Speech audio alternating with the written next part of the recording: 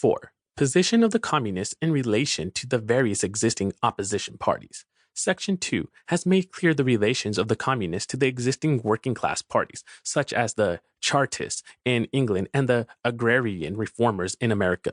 The communists fight for the attainment of the immediate aims for the enforcement of the momentary interests of the working class, but in the movement of the present, they also represent and take care of the future of the movement. In France, the communists ally themselves with the social democrats against the conservative and radical bourgeoisie, reserving, however, the right to take up a critical position in regard to phrases and illusions traditionally handed down from the Great Revolution. In Switzerland, they support the radicals without losing sight of the fact that this party consists of antagonistic elements, partly of democratic socialists, in the French sense, partly of radical bourgeois. In Poland, they support the party that insists on an agrarian revolution as the prime condition for national emancipation, that party which fomented the insurrection of Krakow in 1846. In Germany, they fight with the bourgeoisie whenever it acts in a revolutionary way against the absolute monarchy, the feudal squirearchy, and the petty bourgeoisie.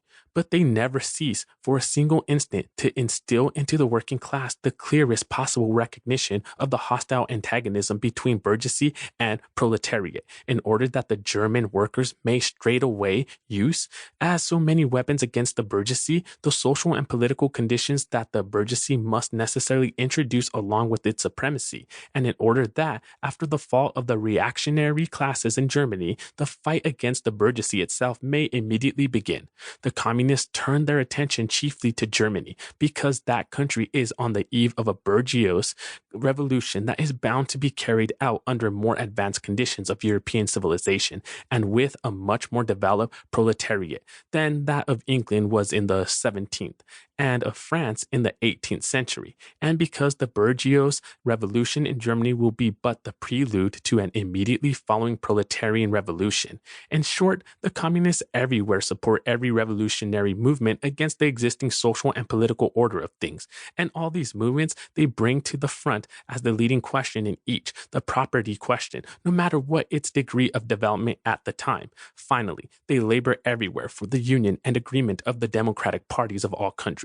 The communists disdain to conceal their views and aims. They openly declare that their ends can be attained only by the forcible overthrow of all existing social conditions. Let the ruling classes tremble at a communistic revolution. The proletarians have nothing to lose but their chains. They have a world to win. Working men of all countries unite.